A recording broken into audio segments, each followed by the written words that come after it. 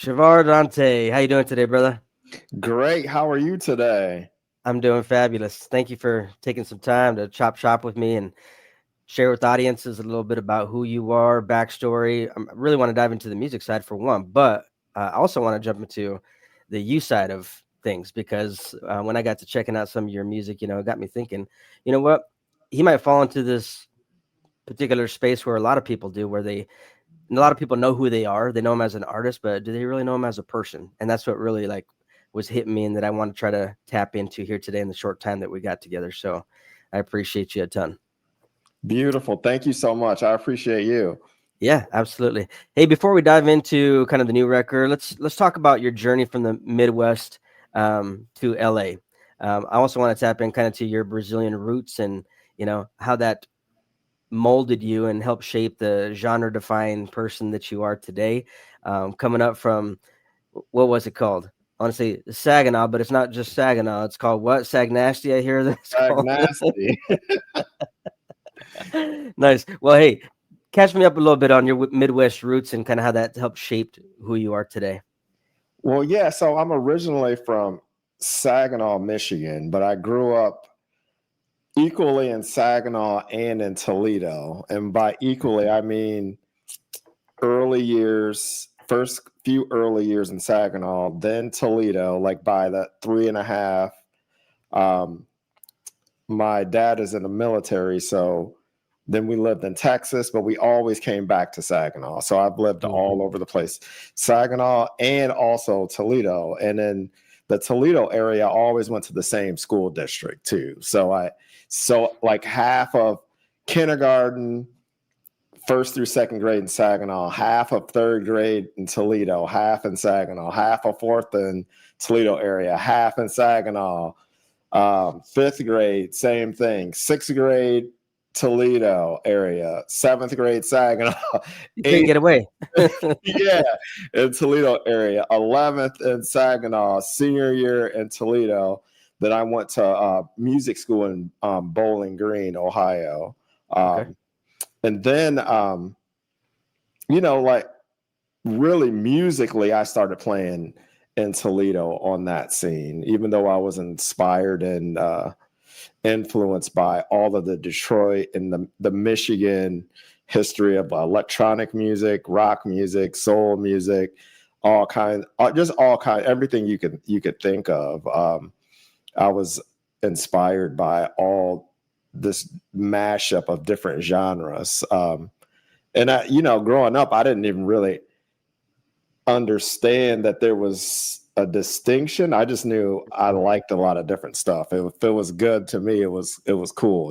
So, Mhm. um, and then following, I was a jazz and classical major, but mainly jazz guitar, in college. And after that, I kind of started my journey as a songwriter, and that which led me to Los Angeles. So. Yeah. Which has been, and I to this day I'm there. I split time between there and this is my Toledo, Ohio studio. Actually, I just moved into, but yeah, it's been. That's a quick introduction, but there's a Mhm. lot of layers to this onion for Yeah, for sure. no doubt. I'm sure there is. Yeah. Well, let's try to peel back a couple of these because I'm Yeah, really curious about the fact that you did study jazz and classical music and really how that influenced you as a writer, and not just now that you're in LA, but kind of leading up into that point to making that kind of a jump. yeah. Well, I think one of the main things is. It really opened me up to styles of music that I maybe would have never listened to, like in depth. Mm, And it categorically, and I think on a molecular level, changed how I even listen to music. And really? my my makeup as a person, like hearing an orchestra with all of these pieces and being able to play in a concert band and being able to play in big band and hearing and write for and orchestrate for that many pieces and have arrangements played by that many people, and just hearing Like it actually, like how I do my preliminary mixes, it changes how I even spatially put instruments in the mix because I want to hear, Mm, like I can imagine like woodwinds and like strings and like timpani, like spread out over the spectrum. So in my mm, mind, whether it be electronic instrument or uh, an acoustic instrument, I'm like always searching for how can I make this thing feel like those first experiences of hearing a, a lot of musicians playing their parts, and this how it touches you and on a molecular level, I feel like. So, but yeah. yeah, like so my whole approach to it, I feel like ended up being non-conventional for more mainstream music for sure. Hmm. It also kind of tells me that you tend to look at things maybe in a multifaceted approach where you got layers to this, as you mentioned. It's not a one-dimensional thing where you're piecing together a track. You got, your bass line, you get your drum line, you got your hook, you got those pieces that, everybody might think of, but you're looking for the nuances within a piece of music and how you can orchestrate that to best hit a listener is what I'm kind of catching from you. Yeah, yeah, for sure. And I think ultimately I want to feel something, Mm-hmm. and I want the listener, whoever this is for, I want them to feel something too, whatever Mm. that is. I can't control what that is, but Yeah. um, I know I can't be the only person that's feeling something from it. It's a big world out here, Right. So, and that's really the my main motivation, because I feel it's multi-dimensional. Like, and I hope when people listen, maybe the fifth listen, they hear something else they might not have heard the first time through, or maybe it's a meaning in a lyric, or maybe it's you hear this instrument tucked away if you're listening on headphones or like on Right.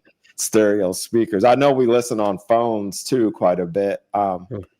but yeah, so that's always my hope, because it is dimensional, and hopefully standing the test of time, that you're going to be able to find something in a year in the music that maybe you didn't hear poking Mm. through. So Absolutely. Well, and as you're growing as an artist, I'm sure that you're finding new ways to weave in sounds and melodies and, timing that allow somebody to hear something 5 years later that they would never have heard you because you've developed so differently.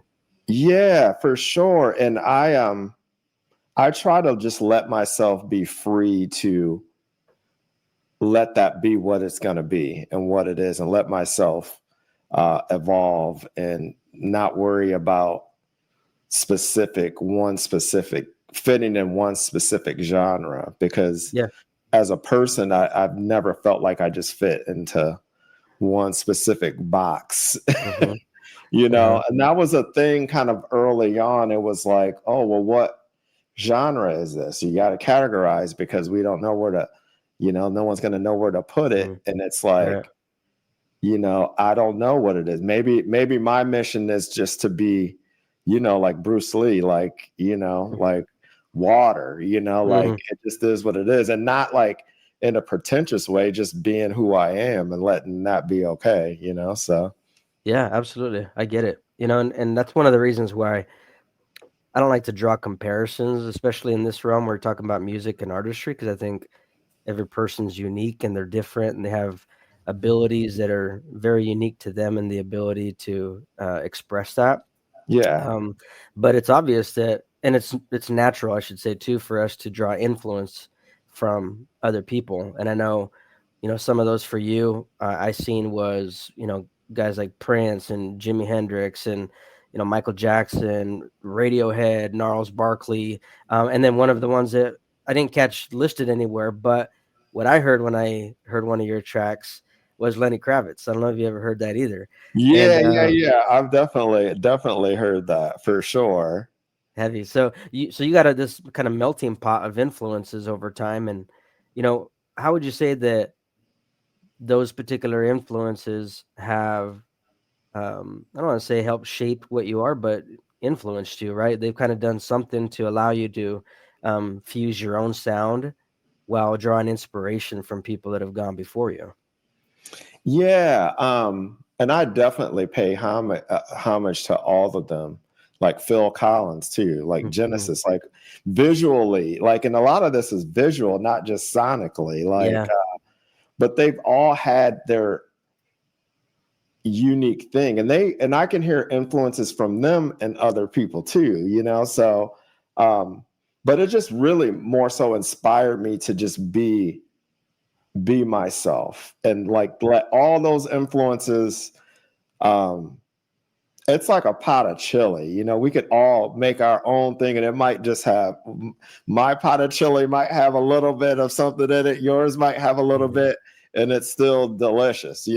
So Yeah. I'm like taking my brand of it and like, um and putting those ingredients in, and I'm not trying to be them, but I'm not denying their Mhm. impact on my life. But um like that movie Purple Rain, just Mhm. seeing these cats, men and women, all different backgrounds, all playing Mhm. together and like just having like Mhm. killer style, and like, which, um Minneapolis too, and it's not New York and it wasn't LA, so Right. um it was more of a middle of America thing, so that was like a thing for me too, like learning Hendrix's Nashville roots, like, Mhm. well, not, he wasn't born there, but Right. he lived there, for a Mhm. while playing music and all of that. But just seeing these cats' journeys was an inspiration too, just even outside of the music. And I feel like just our journey, our struggles, our milestones, and all of that, like shape who we are too. On the Mhm. on this, I call it a beautiful path and beautiful journey, but it's filled with heartache Mhm. and milestones. But the heartache makes, it makes the Makes a journey good even song. that much sweeter. Yeah, exactly. Yeah, yes, absolutely. Well, and in that lane there, I mean, I want to talk about your songwriting processes there as well, because you know you've described your songwriting process of kind of encompassing honest themes about life, but they also have these strong melodies, but you're really trying to capture things that people actually go through, and I want to talk to you about that, about like what's your songwriting process for constructing something. Okay, and I would like to say that I don't have one per se, but I mean, with saying that, it's kind of developed into like this thing. So, Yeah. um, this okay. So, like, I'm gonna start with one of the songs. I'll start with "Rain," the chorus of "Rain." Now, heard that chorus. I woke up in the middle of the night. I was in Corpus Christi, Texas, playing shows and working on music, at my friend I work with to this day in LA now, but he was in Corpus Christi at the time, his studio. And I just woke up in the middle of the night and recorded that chorus Hmm. and guitar part. And it just sat for, I don't even know, a decade. Oh, It really? just sat there. Yeah. And then I heard the verses and the chords for the verses, um, the week, the last week of December. So I finished all of these songs in the last week of December and New Year's Day. I'll be fine. Mhm. But that one I started with a chorus.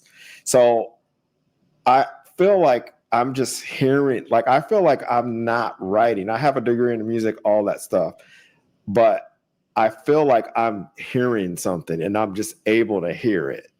And I'm just Mhm. able to harness this thing in this spiritual realm that I'm just able to capture. That's what it feels like to Yeah. me. Mhm. And even the solo, like it was like a one kind of take thing, like, but that's like the basis of it. But as I'm tracking it, like I'll record the chorus. I try to do this stuff. Like I try to just do a full take of everything. And there's this thing called comping vocals where you can just go in like down to the syllable. Nothing wrong with that. But for me, I just want it to be as honest and capture the emotion as soon as I'm writing it. Like I still write on paper. Some of the stuff I wrote on iPad too for this book that I'm kind of working on for with lyrics and that. But I hear the melody, capture the melody, hear the lyrics. I don't force anything, and I just let it be what it's going to be, and then I might tweak a word or so here, but usually and most of the time I'll hear the words and the melody at the same time for the most part. So, and some of the songs now I'm constantly working on stuff. So I'll use my voice memos now, which I love technology because I might wake up and just like record a melody of something and and go back to like voice memo number 688. But the odd thing is usually the very first thing I record is what it ends up being. Like I'll go back and listen to them like before I finish the lyrics, because sometimes I'll just mumble it. If I don't have all the words, I might have most of the words, right? And then I'll just kind of mumble the melody, but the melody is there, and then I'll come back and finish them. But some of the songs I started with the track, All White M1 in LA, I started with part of the track, and then I just heard it and finished all of it like in one day. It was just like all of them were like this time.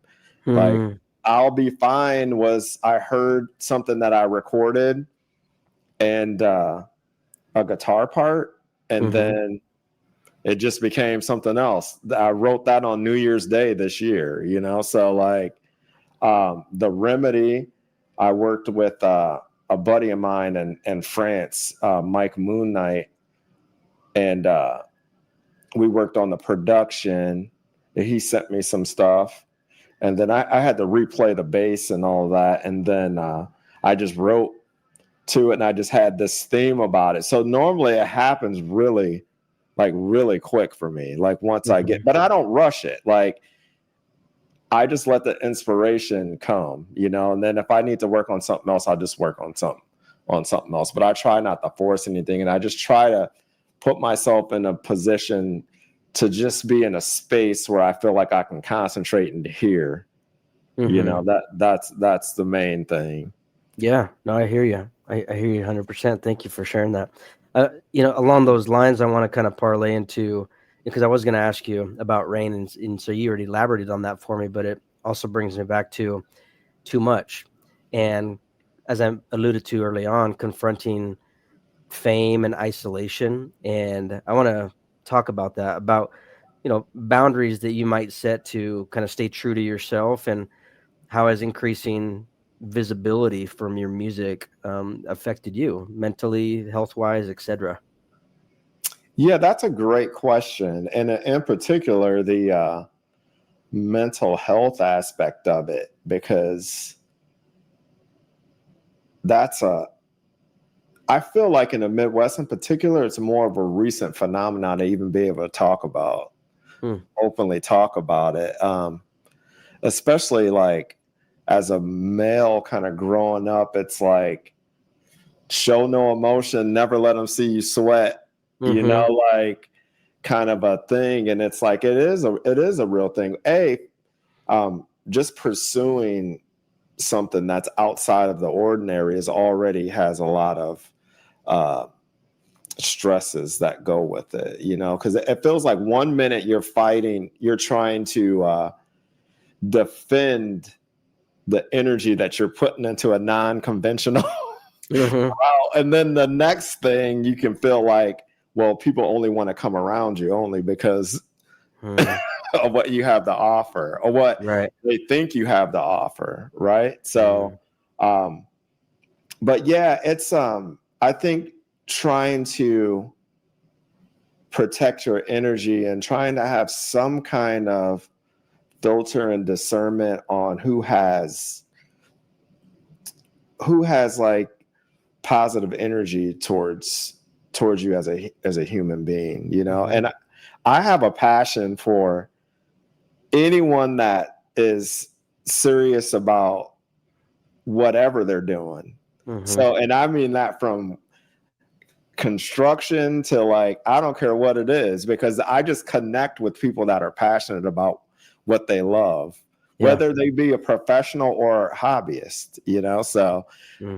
I like to surround myself around that sort of stuff. But it is like a real thing to be careful of the company that you keep and not be to try not to allow myself to be in situations and transactional relationships, you know, Mm-hmm. things that feel only transactional, because I feel like life is so short and the connections mean something to me, you know. So um I just appreciate all of the we could be doing anything in life, so I appreciate all of the things. So like this interview, I'm just very appreciative that you want to talk to me about my music. Like that's another dream come true to me. Like, so Mm-hmm. I'm just thankful for all those moments, and I'm just like extra careful about trying to be in those kind of spaces and not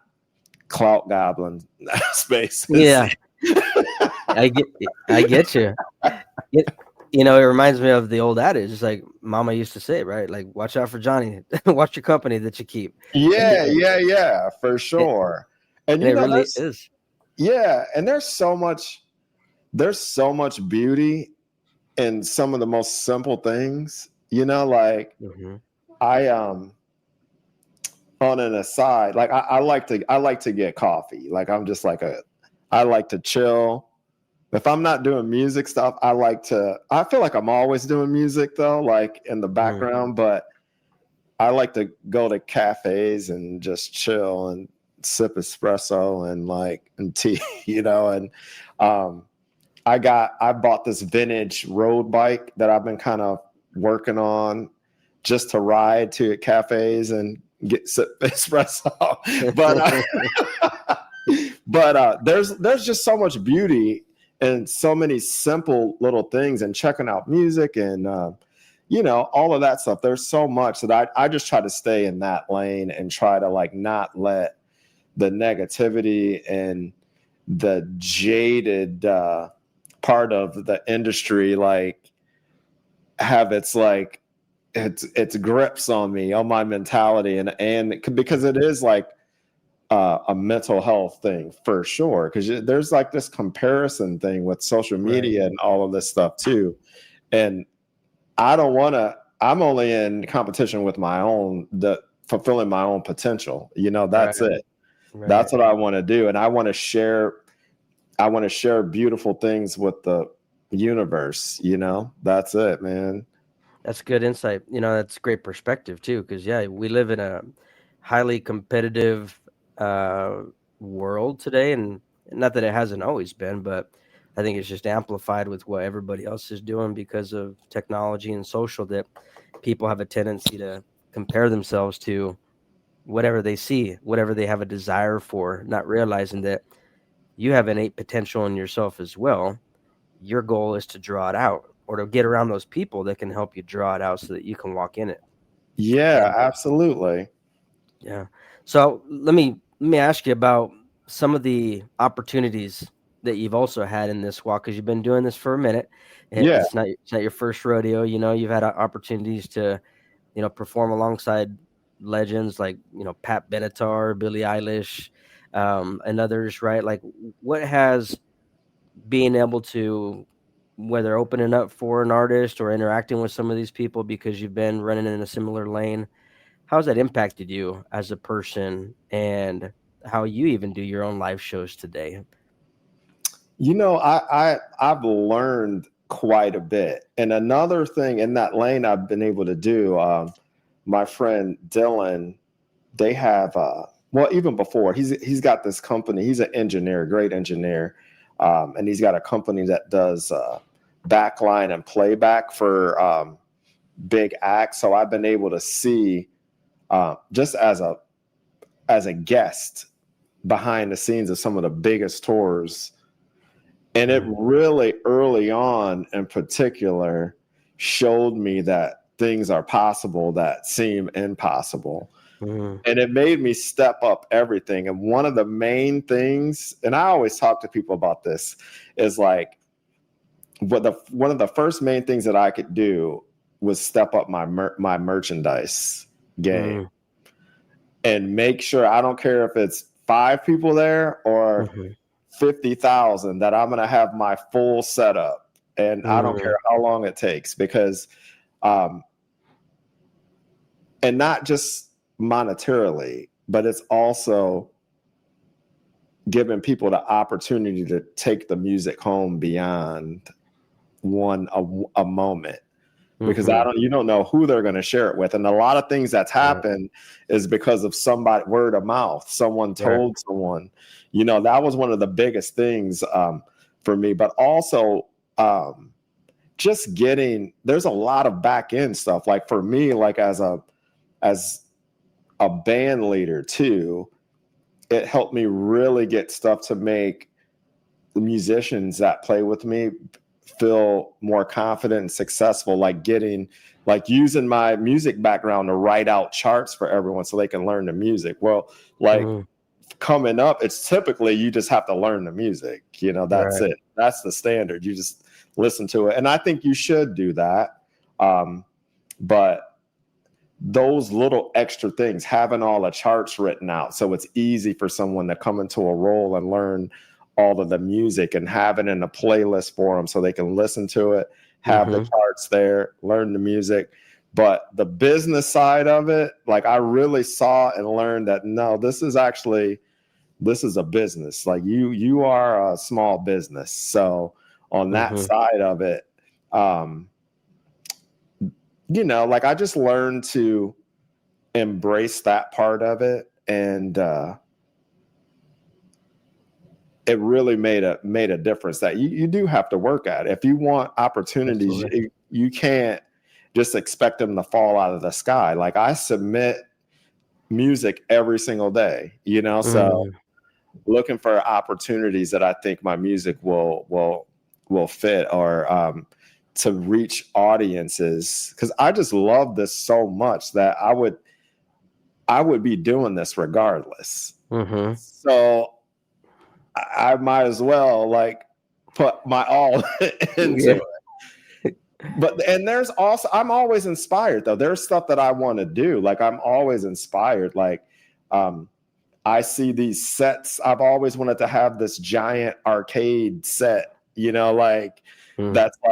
that's moving around and like changing from like different eras, video games. And there's just I have all these ideas, and it's like maybe today I can't do it at the level that I ultimately see, but I just work on taking a step, adding pieces to it at a time, and just trying to be creative and have as much fun and create experiences. And that's one of the things that I really saw, that on the highest level, it's really, the music's already got to be something, right? So beyond that, it's creating an experience, because people could be doing anything, so, and the fact that someone would come and see you, I'm going to have cool merch available for them to have, and like I want them to feel a real connection in the show too. So that's really what I learned from watching these things and being able to open up and stuff like that. That's awesome. With too much out in the world already, where do you see things heading next? Not just from a sonic perspective, from what you're constructing from music, but even back to what we have just been talking about, in how you create experiences for people that are listening to your music, whether that's live, whether that's in person, whether that's that book that you're going to write and people get to see another side of you and understand who you are on a different scale. What's the future looking like for yourself? Yeah, I see it as very, very, very bright, like forever summer kind of a future. That a boy, here we go. But there's for the next couple years, my goal is to get on some, I don't want to say big festivals, but they are like some more higher profile festivals. I want to play on some international festivals, and I'm working towards that. But really, I want to, the grand scheme of things, I'm like into film and that too. So I'm working on some cool live performance sort of videos and really dope settings. And so I'm trying to create this interactive, even on my website and that too, which is in process, and creating unique experiences from people that are really into the music. Like now I'm getting the audio back from a show we just did, and I'm working on making that available through the website for people that are really into it. And they'll have access. It's not going to be, there might be a clip online, but this will be for people to have access to it, so that sort of stuff, just creating not only for the people that get to experience a show per se, but maybe people can't, or maybe people are in other parts of the world. And, the touring industry, I know when people think world tour, they think every country, but it's not really that. It's, like Europe, if you get to go to Japan, like a few countries, and Asia, Australia, it's not every country, so trying to create that experience for people that follow my music in other spaces too, so they can kind of have some kind of immersive, non-surface level interaction, because I don't want it to be like, hey, go stream my music. Like, you know what I mean? It's like, I want you to enjoy the music, but I also want you to have an experience like with it live too, so. Absolutely. Yeah, it's making me think that where you're growing right now and expanding as an artist is kind of challenging you to think beyond what we've typically known as an experience for somebody to engage with an artist. And so, the live set stuff, I noticed that in your website with the shapes and the colors and the way that you're piecing stuff together. I can tell that you're trying to connect with people on a different level. And so I can envision what you're talking about, that you're thinking globally, and you're thinking the word you used earlier, I think it was interdimensionally almost, right? Like you're thinking different layers. Oh, I appreciate that, man. And I've got to give a shout out to Steph. His handle was Trippy Steph. So we work on all the artwork together. So I might sketch up something, send him like a storyboard, and then he'll just like do his thing. And he's got a unique style. And we've been working together for, wow, I don't know, 5 or 6 years now. So like, but all of that matters. The artwork. I care about all of that, so I wanted to reflect. And a quick aside, like the artwork for the single artwork for Too Much and the acoustic, I had a vision. I envisioned myself playing at Sphere in Las Vegas. So that's what that artwork is, the stage and the heads. And then the background is that's like my vision, is to have all this artwork in that space and like have all this moving stuff. So hopefully that can become a reality too. But that's the background of that. So all of this stuff comes like from the vision of all of this stuff happening, being on that giant screen in there, like during the show. Yeah, that's what's up. Chavar, let's give yourself a plug too. Where can people find you at if they're checking you out right now and they're like, hey, I like this cat, I like his personality, I want to check him out? Where do they find you? You can find me. So my website, ChavarDontae.com, ChavarDontae, and at Chavar Dontae everywhere. So very simple.